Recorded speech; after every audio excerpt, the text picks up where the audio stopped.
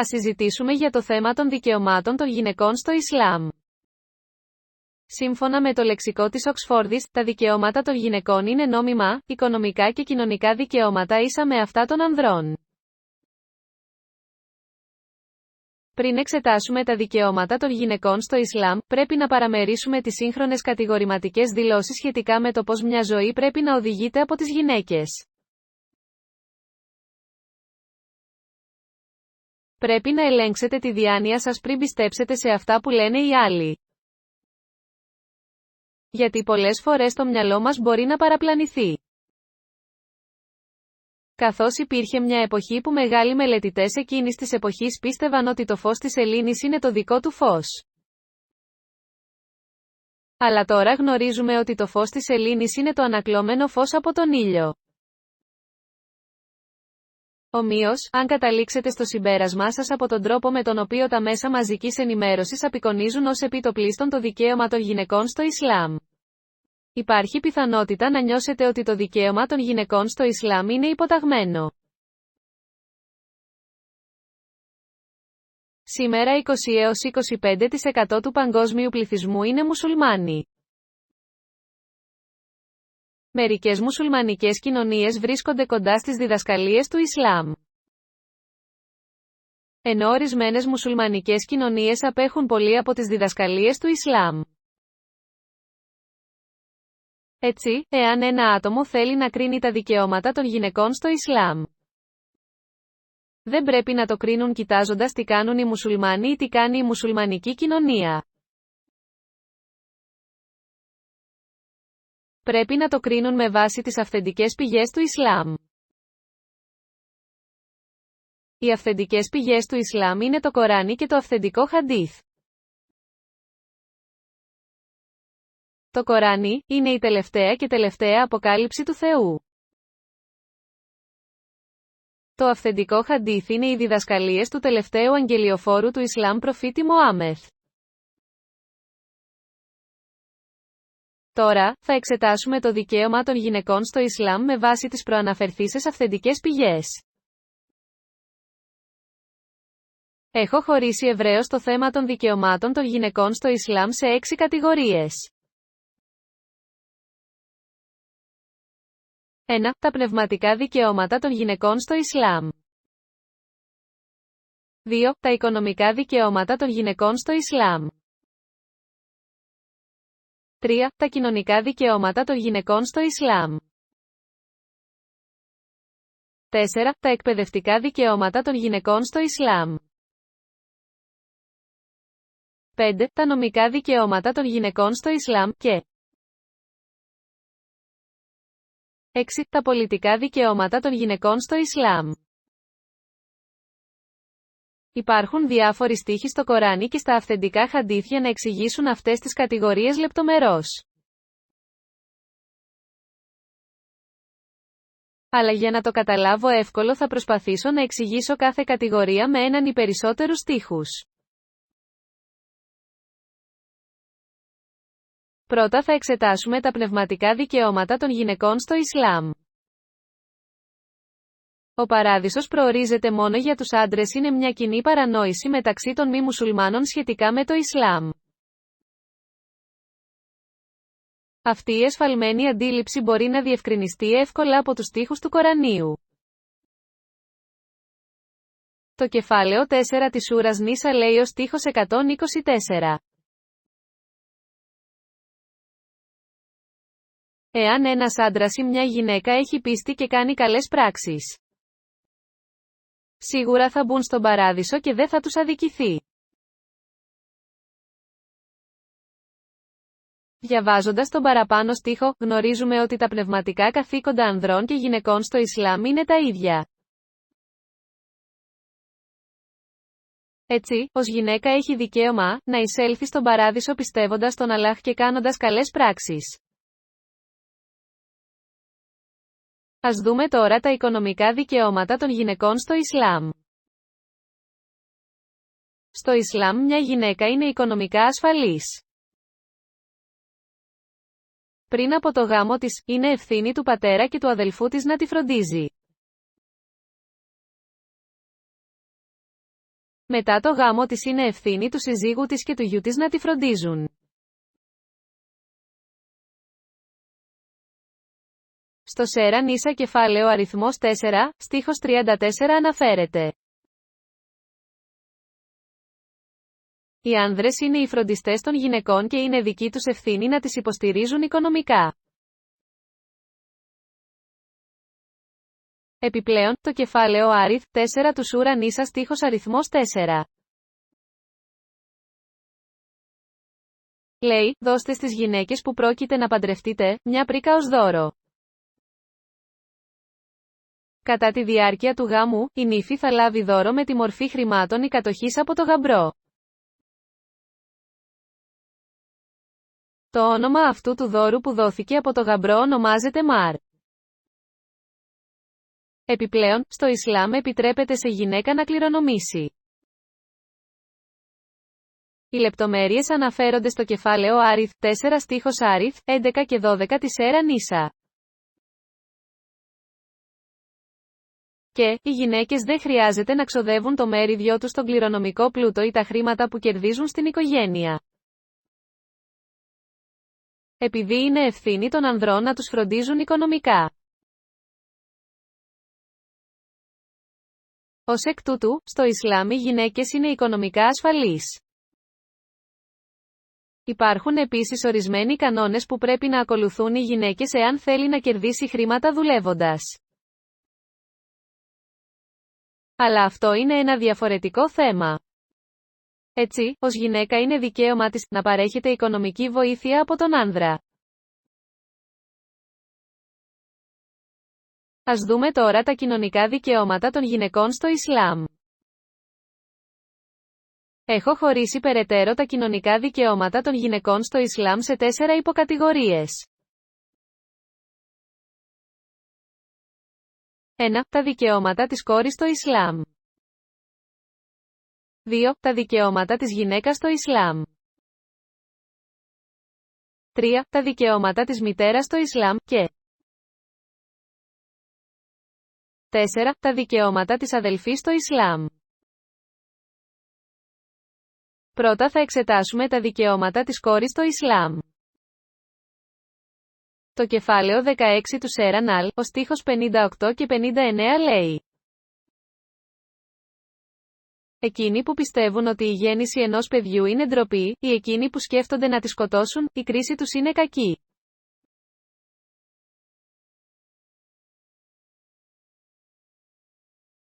Υπάρχει ένα αυθεντικό χαντίτ στο χαντίν του Σουνάν Ιμπν Μάτζα με αριθμό 3670.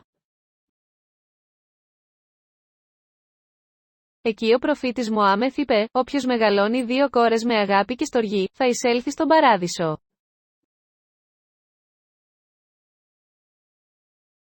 Έτσι, ως κόρη είναι δικαίωμά της να μεγαλώνει με καλή φροντίδα και στοργή από τους γονείς της.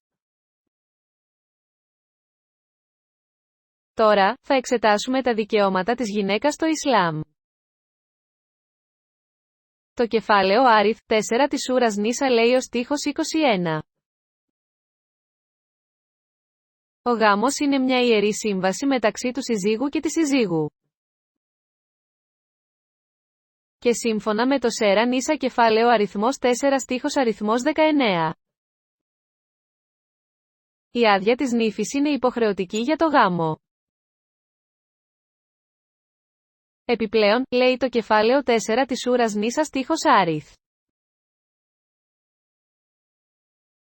Αντιμετωπίστε τη σύζυγό σας με καλοσύνη, ακόμη και αν δεν σας αρέσει. Έτσι, ο σύζυγος είναι δικαίωμά της να αντιμετωπίζεται ως ισότιμος σύντροφος ζωής από τον σύζυγο της. Τώρα, ας δούμε τα δικαιώματα της μητέρας στο Ισλάμ. Το κεφάλαιο Σέρα Ισραήλ Υπάριθ.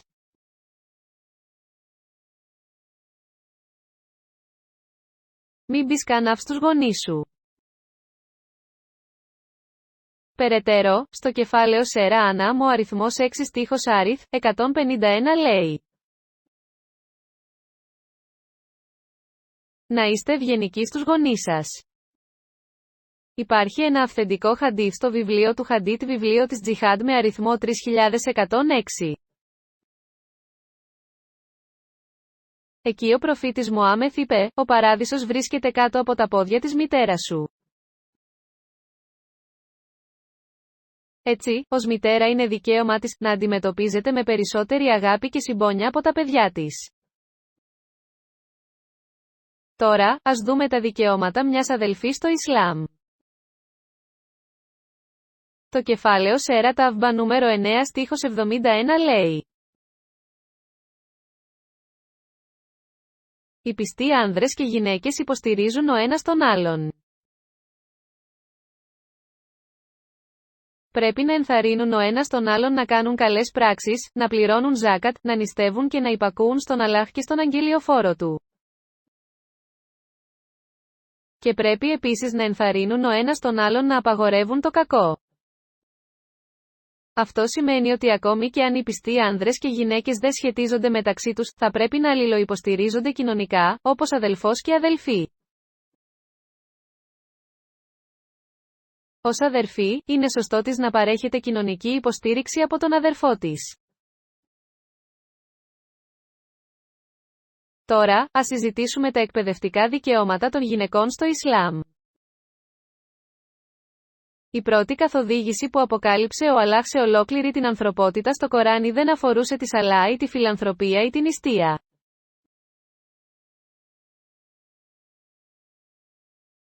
Αλλά αφορούσε το ίκρα. Ίκρα σημαίνει ανάγνωση, διακήρυξη, επανάληψη.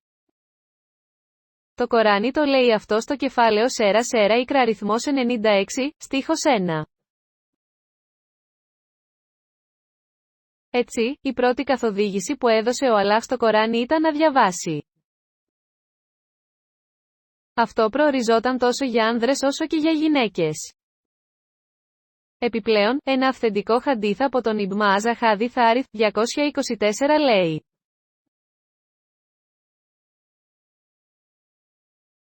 Είναι υποχρεωτικό για κάθε μουσουλμάνο άνδρα ή γυναίκα να αποκτήσει εκπαίδευση. Και αν διαβάσουμε το Σάι Μπούκαρι, γνωρίζουμε ότι ο προφήτης Μωάμεθ αφιέρωσε ειδικό χρόνο για να εκπαιδεύσει μόνο τις γυναίκες.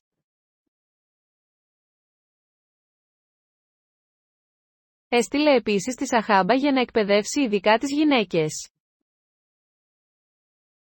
Εξαιτίας αυτού, ακόμη και κατά τη διάρκεια των ημερών της άγνοιας υπάρχουν πολλά παραδείγματα μεγάλων γυναικών που ήταν μελετητές. Το καλύτερο παράδειγμα είναι η Άισα μπιντ Αμπι Μπάκερ, έχει διδάξει περισσότερους από 88 διαφορετικούς μελετητές και πάνω από 2.210 χαντίθ διέρχονται από την εξουσία της.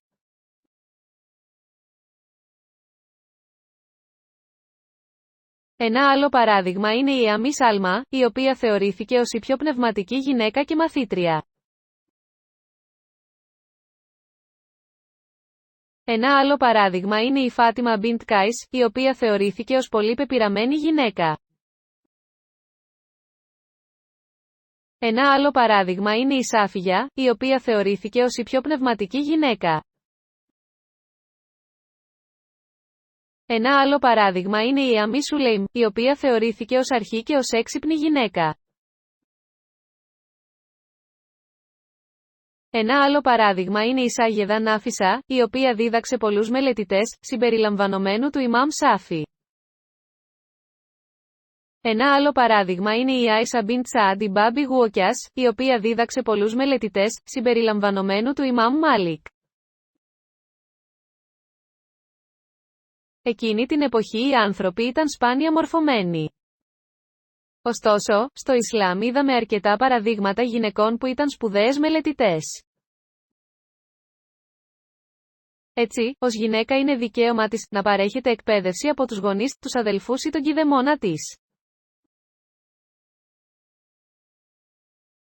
Τώρα, ας συζητήσουμε τα νομικά δικαιώματα των γυναικών στο Ισλάμ. Στο Ισλάμ νομικά οι άνδρες και οι γυναίκες είναι ίσοι. Σύμφωνα με τον νόμο της ισότητας που είναι γνωστός ως Κίσας, αναφέρεται στο κεφάλαιο 2 του Σούρα Μπάκαρα, ο αριθμός στίχου 178 και 179 λέει: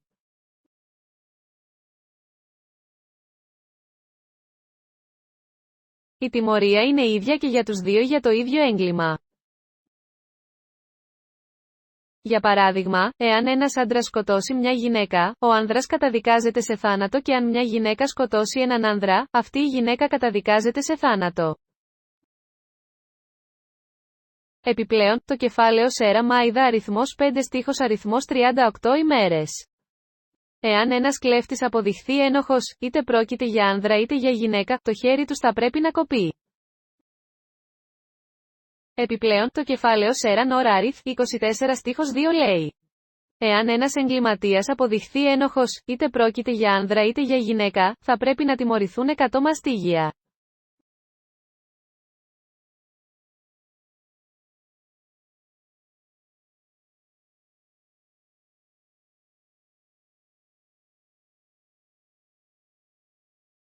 Επιπλέον, το κεφάλαιο 2 του στίχου Άριθ, 282 του Σέρα Μπάκαρα δείχνει: οι γυναίκες έχουν το δικαίωμα να είναι μάρτυρες.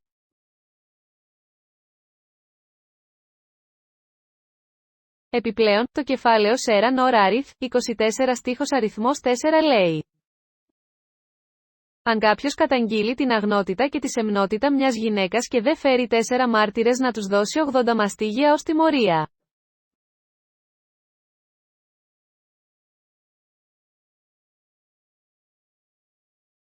Έτσι προστατεύει το Ισλάμ την αξιοπρέπεια μιας γυναίκας νόμιμα. Έτσι, ως γυναίκα είναι δικαίωμά της να είναι αξιοπρεπής και ίση μεταχείριση από τον νόμο. Τώρα, ας συζητήσουμε τα πολιτικά δικαιώματα των γυναικών στο Ισλάμ. Για να εξηγήσω την πολιτική εξουσία των γυναικών στο Ισλάμ, θα αφηγηθώ ένα περιστατικό που συνέβη κατά το καθεστώς του Ούμαρ που ήταν το δεύτερο χαλιφάτο του Ισλάμ.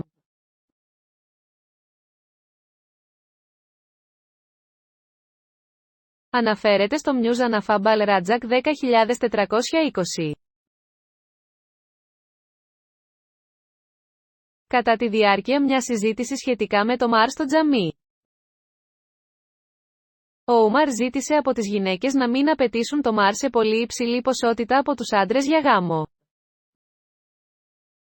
Εκείνη την εποχή, μια κυρία από την τελευταία σειρά του τζαμιού αντιτάχθηκε σε αυτό και παρέπεμψε το κεφάλαιο 4 της Σούρας Νίσα στίχος αριθμός 20. Και ρώτησε, όταν ο Αλλάχ δεν έθεσε ένα ανώτατο όριο στο Μαχ, γιατί ο Ούμαρ τους ζήτησε να τοποθετήσουν ένα ανώτερο όριο. Όταν άκουσε αυτό, ο Ούμαρ, το δεύτερο χαλιφάτο του Ισλάμ, συμφώνησε αυτό που είπε ήταν λάθος και απέσυρε αμέσως τη δήλωσή του.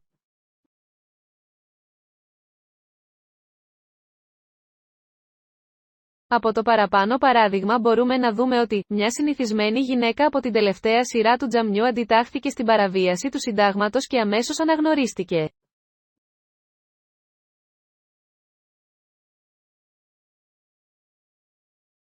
Έτσι, ως γυναίκες, είναι σωστό να παρουσιάσει τη γνώμη της στον κυβερνήτη. Μέχρι στιγμής, έχουμε δει όλες τις κατηγορίες σχετικά με τα δικαιώματα των γυναικών στο Ισλάμ από τις αυθεντικές πηγές.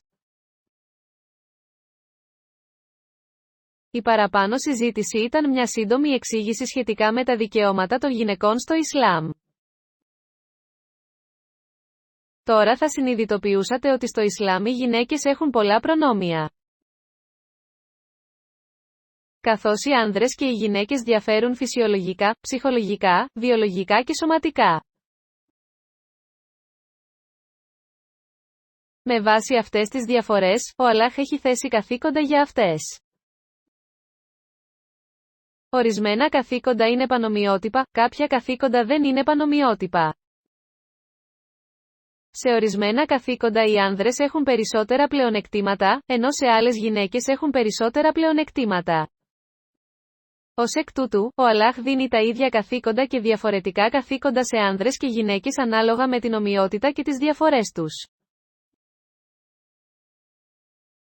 Για να ζήσουν μαζί σε αρμονία και ειρήνη. Αυτός είναι ο λόγος αν αναλύσετε τα δικαιώματα των γυναικών στο Ισλάμ βάσει του Κορανίου και του αυθεντικού Χαντίθ. Θα συμφωνήσετε λογικά ότι οι γυναίκες στο Ισλάμ προστατεύονται και δεν είναι υποταγμένες. Ειρήνη και έλεος του Αλλάχ σε όλα τα πρόσωπα που ανέφερα παραπάνω. Όλος ο έπαινος είναι για τον Αλλάχ που είναι ο Κύριος όλων των κόσμων.